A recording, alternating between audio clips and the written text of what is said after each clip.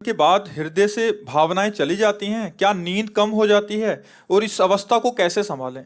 कुंडलनी जागरण से तो भावना बढ़ती बच्चा। भागवतिक शक्ति, कुंडलनी क्या है? एक भागवतिक शक्ति है।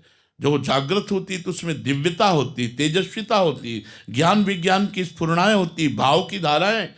तो अच्छा, नींद कम होना ये भागवतिक क्षेत्र में स्वाभाविक है। चाहे वो भक्ति से चलो, चाहे ज्ञान से चलो, चाहे योग से चलो, किसी भी मार्ग में चलो, भागवतिक मार्ग में नींद कम की जाती है। अगर स्वतः कम नहीं होती तो इसे कम किया जाता है। फालतू में समय सोने में नहीं बर्बाद किया जाता। 4 घंटे बहुत से बहुत, 5 घंटे, 3 घंटे, जितना संभाल पाओ। भोजन, बोलना और नींद, पहला साधक इन तीनों पर कंट्रोल करता है। रसेंद्री कंट्रोल में हुई तो जनेंद्री कंट्रोल में हो जाए।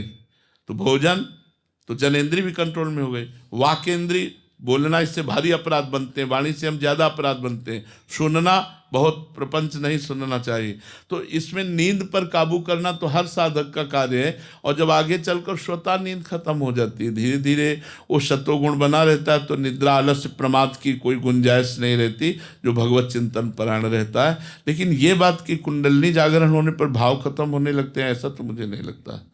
हम कुंडलनी जागरण से तो और दिव्य भावों का स्फुरण होता है। जैसे सूर्य प्रकाशित होता है तो अंधकार का नाश होता है, ऐसे वो दिव्य शक्ति जैसे जैसे जागृत होती, वैसे वैसे भगवदाकार, ब्रह्माकार वृत्ति बनने लगती है। तो आप जागरण कर रहे हैं क्या कुंडलनी? अच्छा, कई घंटे सिद्धासन में बैठते हैं? पौना घंटा। पौना घंटे में कुंडलनी जागरण होती है? अरे भाई, 3 घंटे बिना हिले डुले जब तक पद्मासन और सिंहासन में, सिद्धासन में नहीं बैठोगे, तब तक उसमें धक्का ही नहीं लगेगा। और प्राणायाम कितना करते हैं? प्राणायाम आधा घंटा। कैसा, रेचक, कुंभक, पूरक? नहीं। फिर नहीं महाराज जी, आपने लिखा है कि कुंडलिनी की बात की अवस्था को अभी कैसे संभाल। काहे को मजाक, अभी कुंडली जागरण की तुम बात कर रहे हो, अभी उसमें धक्का नहीं लगा यार। एक बार जो उसमें धक्का लगा ना तो महाराज जी, आपने एक बार बताया था कि पूरा उछल उछल के। अरे भैया, 6-6 घंटा एक आसन पर, 6-6 घंटे एक आसन पर, हिलना नहीं, डुलना नहीं। और भगवदाकार वृत्ति, मंत्राकार वृत्ति, ऐसे को 90-90 प्राणायाम, रेचक, पूरक, कुंभक।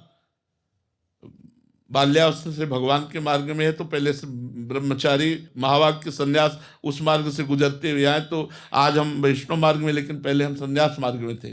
तो यही महाराज जी, हमें लगे कि हमारी कुंडलिनी जागृत हो गई है, तो फिर कैसे संभालें महाराज जी? भैया, जब कुंडलनी जागृत होती है ना, तो संभालने की शक्ति उसी में विराजमान है। आप क्या समझते हो, कुंडली जागरण के लिए 2-4 लोगों को चाहिए क्या संभालने के लिए? उसी में पावर विराजमान होता है।